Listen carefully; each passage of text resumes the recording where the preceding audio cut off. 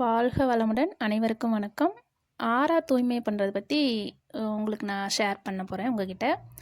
அதாவது சோர்வாக இருக்கேன், மனக்கவலையாக இருக்குது, வருத்தமாக இருக்கேன், அப்படி அமைதி இல்லை அப்படிங்கிற போது இந்த டிப்ஸ் எல்லாம் ஃபாலோ பண்ணிங்கன்னா கொஞ்சமாக அதிலேருந்து ரிலீஃப் ஆக முடியும்.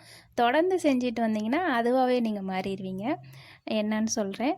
இப்போ நான் ரொம்ப சோர்வாக இருக்கேன் அப்படின்னு ஃபீல் பண்ணிங்கன்னா பச்சை தண்ணி தலையோடு குடிச்சு பாருங்களேன், ரொம்ப ஃப்ரெஷ் ஆயிடுவீங்க. ஏன்னா தண்ணிக்கு நம்மளை சுத்தம் பண்ணுற ஆறா வேலை செய்யும்.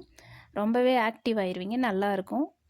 அப்புறம் கவலையாக இருக்குது அப்படின்னு நினச்சிங்கன்னா யாருக்காவது வெளியே போய் ஏதாவது வாங்கி கொடுத்து பாருங்கள். சாப்பாடு இல்லாதவங்களுக்கு நாய்க்கு பிஸ்கெட் போடுறது, குருவிங்களுக்கு சாப்பாடு, மீனுக்கு பொறி போடுறது, அந்த மாதிரி செஞ்சு பாருங்களேன். கொஞ்சம் கவலையிலேருந்து ரிலீஸ் ஆவீங்க.